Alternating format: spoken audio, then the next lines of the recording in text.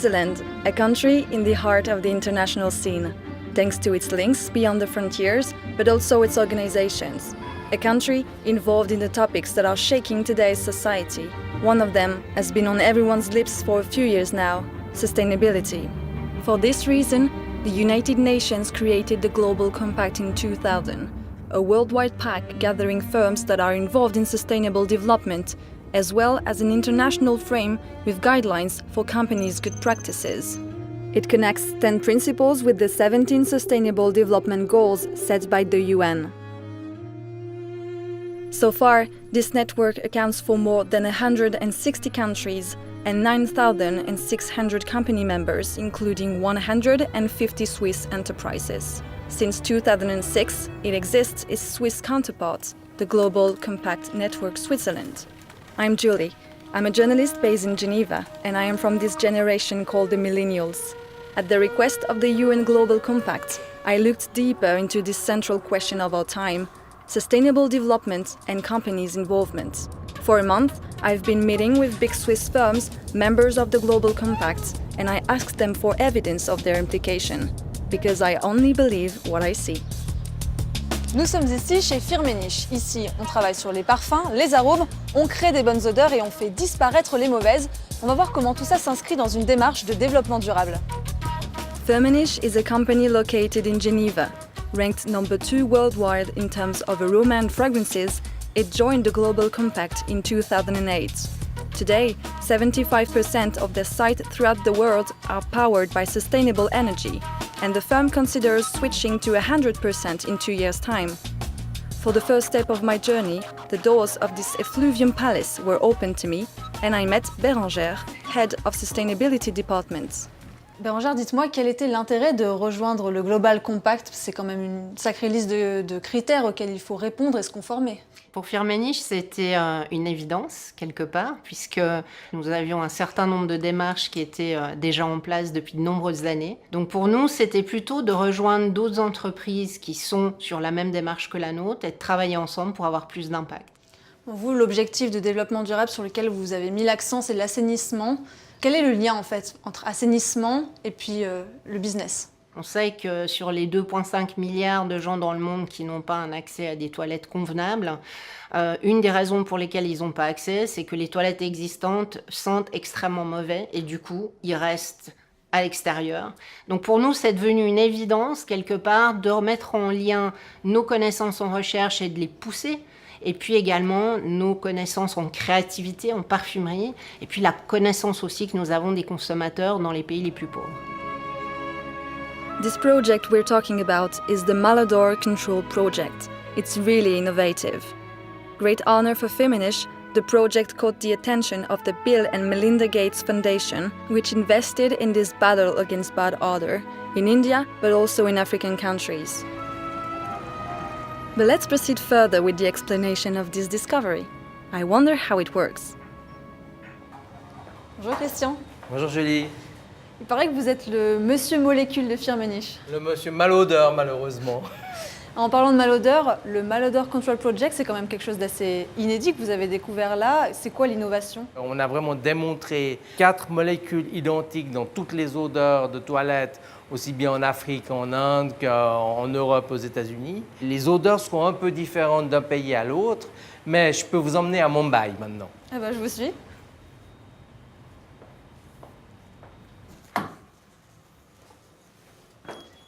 Ah, alors c'est ça Mumbai? Il fait super chaud. Voilà, vous y êtes. D'ailleurs, on ne laisse pas échapper la chaleur. Il fait combien? Là, il fait 35 degrés, 75% d'humidité. Ah ouais, ok. Puis alors, qu'est-ce que c'est ça? Alors ici, on a capturé les odeurs de toilettes à Mumbai et on les réinjecte dans cette cabine modèle. C'est les toilettes? C'est les toilettes, c'est l'odeur des toilettes en Inde. Ok, ouais. C'est effectivement des odeurs de toilettes, ça sent très très fort. Donc on réinjecte cette odeur dans cette cabine et maintenant on peut tester nos systèmes qui masquent la mauvaise odeur. Ah ouais, ça a rien à voir. Ça a vraiment rien de comparable avec cette odeur pestilentielle qu'on avait avant. C'est vraiment pour faciliter l'accès aux toilettes aux personnes des pays en voie de développement. Qu'est-ce que ça vous fait, Christian, d'avoir découvert ça au final? Ah bah, je suis un chimiste passionné, donc je suis toujours très très content quand je trouve des nouvelles choses. Et là, on est super content parce qu'en plus, on peut maintenant aider des gens qui n'ont pas accès aux toilettes, avoir accès à des conditions d'hygiène propres. This initiative has the ambition to improve people's life quality and change mentalities. With its clients, the firm is now working on integrating this technology in sanitary products that will soon be available on the market. L'étape suivante, c'est vraiment ce qu'on appelle la commercialisation. Donc, on voit bien le lien avec le business. Donc, c'est vraiment le début de l'aventure. Les premiers produits vont arriver sur le marché à la fin de cette année. À Firmenich, c'est quand même une grande entreprise, un grand acteur. Vous pouvez comprendre que certaines personnes puissent être méfiants à votre égard, au final. Qu'est-ce que vous leur dites pour leur montrer que vous êtes sincère? Je pense qu'il y a 3 filtres autour de la sincérité. La première chose, c'est nos employés les plus jeunes. C'est eux qui très souvent nous challenge. C'est très intéressant quand on les a en interview. Ils ont lu notre rapport de développement durable et ils nous demandent si je rejoins l'entreprise, est-ce que je pourrais m'engager? La deuxième chose, c'est nos partenaires. Si on n'était pas sincère, ce serait très difficile d'avoir les partenaires que l'on a, soit ONG, soit de gouvernement, depuis plus de 10 à 15 ans pour certains d'entre eux. Ce qui est très important, c'est la capacité de donner ensuite à nos employés une capacité d'action sur leur sujet. Ça crée la crédibilité. Et ça, évidemment, ça devient à un moment donné un message qui va au-delà du discours, mais qui est fait d'action. Acts are better than words. On our way to the second step of this investigation. There, malodor will no longer be an issue. At least I knock on wood. Ce crayon vous dit peut-être quelque chose. C'est un Caran d'Ache, fleuron de l'industrie suisse. Récemment, l'entreprise a pris un virage supplémentaire vers le développement durable en incluant du bois suisse dans sa production, un engagement avec des acteurs locaux pour un impact de grande envergure. A third of the Swiss territory is made up of forests, and a large part of these wooded areas is underexploited. Hence, a poorly developed Swiss wood industry left in free competition with international actors. So usually, Caran d'Ache produces pencils with Californian cedar wood certified FSC, a label assuring a sustainable and responsible management of the forests. However, for a few months now, another kind of pencil has been coming out of production. Pencils with a label certifying they're made of Swiss wood. Bonjour. Julie, enchantée. Bien. Merci de me recevoir. Merci. Qu'est-ce que vous avez comme base en matière d'engagement en faveur du développement durable? Alors la conduite de l'entreprise au quotidien est animée justement d'engagements environnementaux et sociaux. Dans l'aspect environnemental, eh bien, c'est l'usage de bois exclusivement FSC pour la fabrication de nos crayons.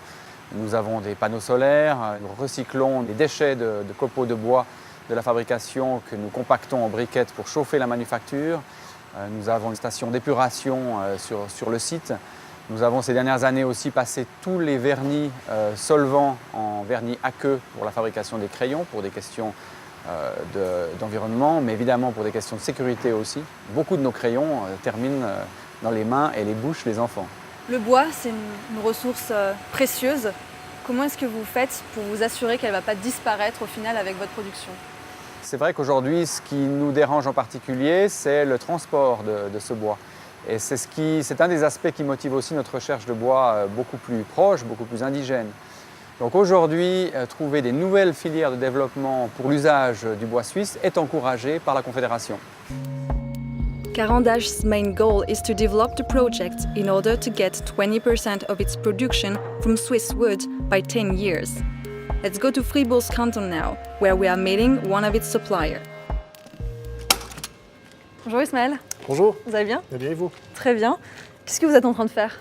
Alors là, j'appose l'étiquette certificat d'origine bois suisse qui certifie en fait que ce bois provient des forêts suisses. Et ce bois-là, il va servir à faire les fameux crayons Caran d'Ache? Voilà, en partie, donc avec Caran d'Ache, on a cherché un petit peu les essences indigènes qui pouvaient être utilisées pour la fabrication de crayons et on a trouvé que le pin sylvestre convenait tout à fait à cette utilisation-là. Et en Suisse, la forêt, elle nous mange chaque année un petit peu de territoire parce qu'on ne l'exploite pas assez. Et le problème, c'est que la forêt, avec ça, vieillit.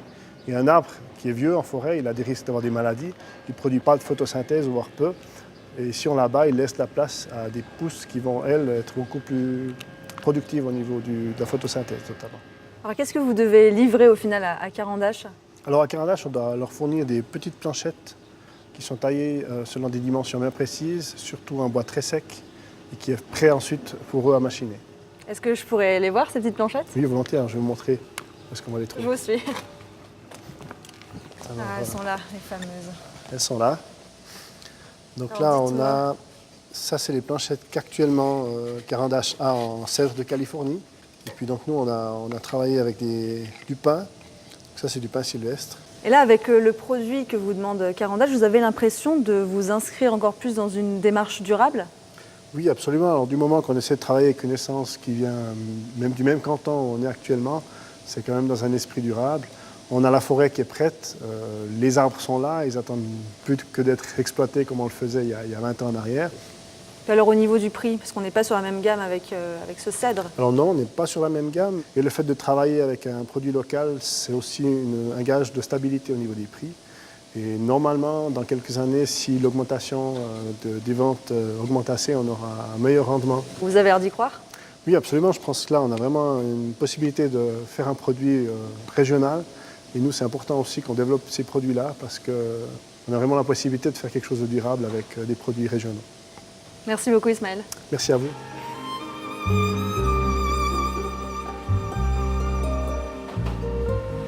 Aujourd'hui, c'est quoi la suite maintenant alors?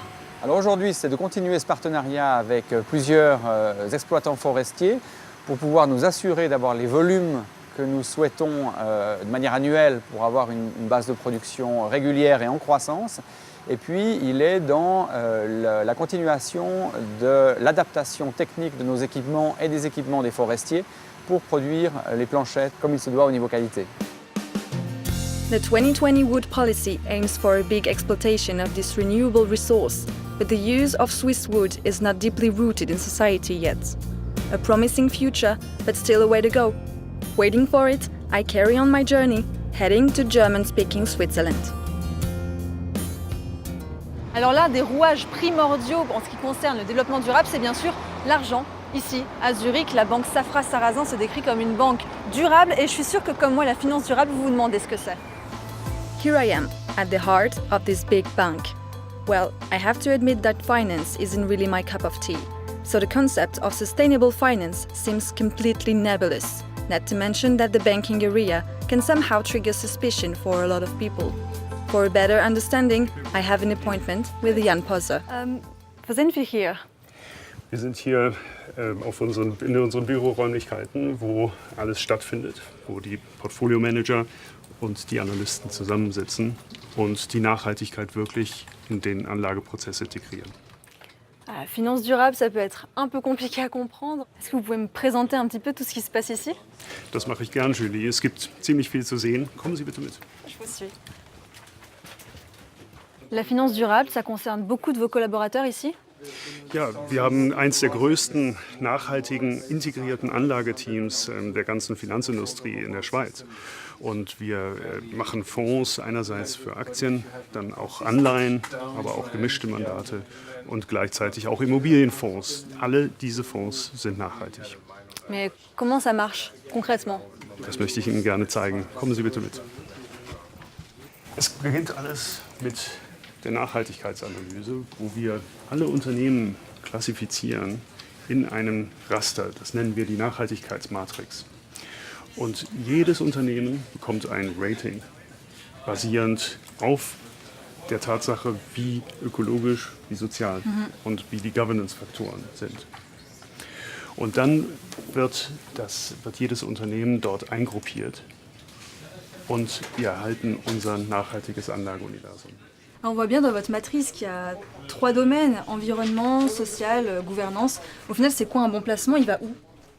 Das Wichtige ist, dass man wirklich Unternehmen in einem globalen Kontext betrachtet. Nicht nur die finanzielle Seite, sondern eben auch die Umweltseite und die soziale Seite. Nur wenn ein Unternehmen, und das glauben wir fest, nur wenn ein Unternehmen wirklich Gewinn macht, auf allen Gewinnlinien, nicht nur auf der finanziellen, sondern auch auf der ökologischen und auf der sozialen, dann ist es gefeit vor Angriffen von regulatorischer Seite oder von Konsumergruppen. Investing without taking into account the sustainable development factor is taking the risk to see one's portfolio's carbon footprint multiplied by 4, staining the company's reputation. In short, investing in a sustainable way is good for business, and in the long run, for the planet. Here, it is a real leitmotif. Jay Safra Sarasin recently joined the Global Compact, but they also claim for several years a deep involvement in terms of sustainability. All right, so Daniel, Jay Safra Sarasin is labeled as a sustainable bank, but what is that? So for us, sustainability has two aspects. The first one is in the way we run the bank itself, making sure it lasts for generations after generations. The second way is making sure that we act as an investor in our asset management activities, investing in a sustainable way. And do you get better return on investment by investing in the sustainable funds other than in regular ones? The returns are similar, but we do get all the benefits that come from investing in sustainability, which means fostering a better world in the future, a world where we can all live in the long run. And were there obstacles in this way towards sustainability for you? Look, when we started 30 years ago, one of the main obstacles was education of the investors. So making sure that the investors understand what it is, understand what aspects we're looking at, and are backing us and actually seeing the same importance that we're giving it was a little bit of an obstacle in the first, let's say, 20 years. But now it's very much widespread, and the acceptance of sustainability investing amongst investors has become quite common. And can small and medium companies in Switzerland also do the transition towards sustainability at their own level? I think many of them are already doing that. We're very active in investing in small and medium companies. We have a fund dedicated to that. And our interaction with the management of those companies is a lot more intimate because the companies are smaller. And we are able to show them different aspects of sustainability that they might not be doing and have an impact in doing that. What about you personally? How do you believe that sustainable finance can somehow change the world and make it a better place? Look, I have 2 small children and a third one on the way. And with all the progress we've been making in technology and in healthcare, I'm sure they're going to live well past the year 2100. And we need to make sure we have a world for them to live on. Thank you, Daniel. Thank you. An emotional time for Daniel, which quite surprised me and reassured me at the same time. That goes to show that behind white collars are committed people above all. So, if the cement of sustainability is money, what about politics? Is it a good trigger to push towards initiatives? Ja, die Politik und die Regierung, die spielen natürlich eine sehr wichtige Rolle. Ja. Es braucht die Leadership sozusagen von Seiten der Regierung. Die Politik muss auch versuchen, alle politischen Geschäfte in einer Legislatur auch an den Vorgaben der SDGs zu messen, wenn möglich. Und insofern haben sie eine wichtige Rolle. Aber ich glaube, vor allem in der Partnerschaft auch, zusammen mit privaten Unternehmen und mit der Zivilgesellschaft, erst wird es möglich, diese Ziele umzusetzen.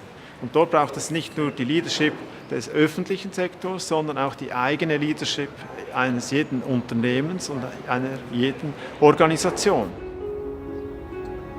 If wood is a precious resource, another one is maybe even more so: water. Ignies is at the center of a large system called EcoBrois. The project, launched by Nestlé Waters, aims to preserve the natural resources around Ignies source. On the spot, we can find a biogas central. It turns farmyard manure and coffee grounds into electricity, heat, and organic fertilizer.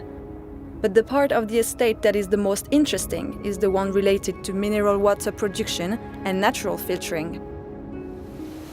Nous sommes sur le site de production de l'eau minérale Ignies. C'est ici, dans la Broye, que coule la source qui finit dans ces petites bouteilles.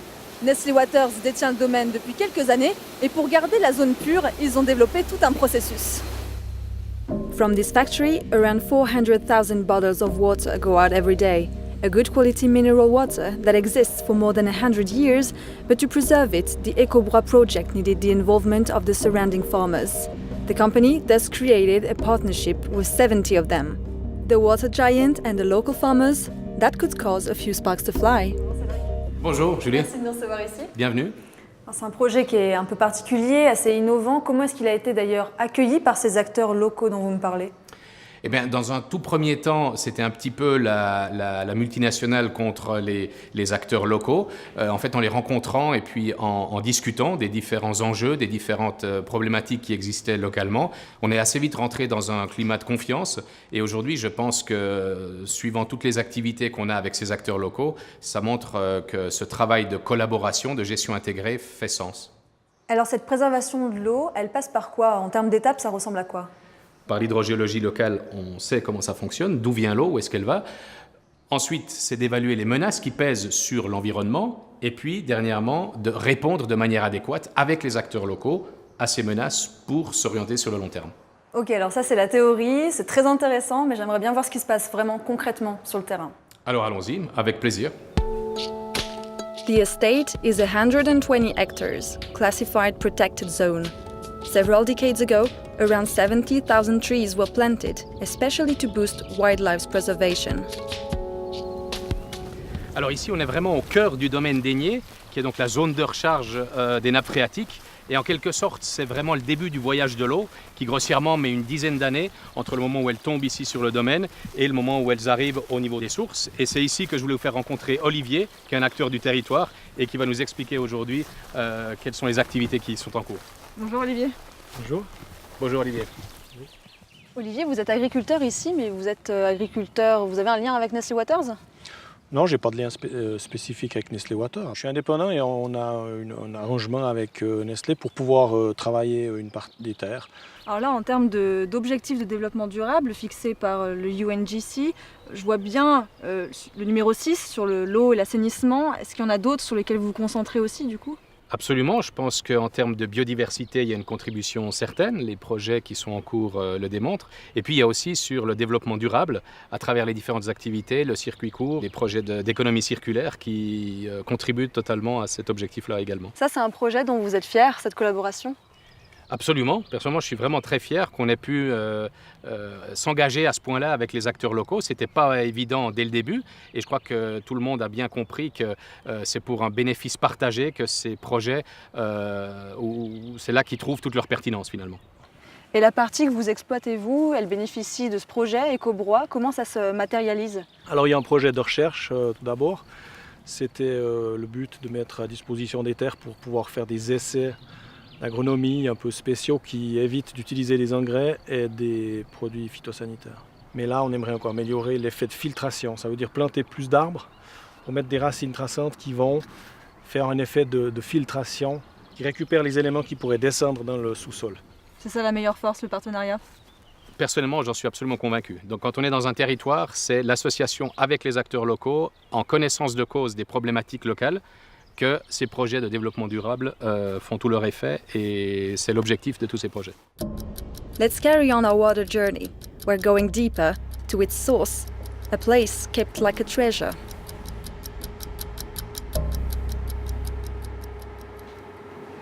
Derrière nous, là, qu'est-ce qu'on a? Toutes ces petites gouttes qui arrivent dans ce captage, elles sont collectées à la base par un matériau de qualité alimentaire, donc de l'inox, et ça arrive dans cette vase que vous voyez là et qui est envoyée après de manière gravitaire jusqu'à l'usine. Donc cette eau, là, dans la cuve, elle a 10 ans. Cette eau qui est dans la cuve, elle a 10 ans, effectivement, et elle part directement à l'usine. Tout ce qu'on fait en amont sur le territoire, sur l'impluvium, sur cette zone de recharge, finalement, les conséquences, elles ont lieu là en termes de qualité de l'eau qui ressort ici dans les sources. Tout ce qui tourne autour de cette eau, là, Aigné, pour Nestlé Waters, c'est vraiment une démarche sincère. Tout ce qu'ils font, c'est pas qu'une question de profit.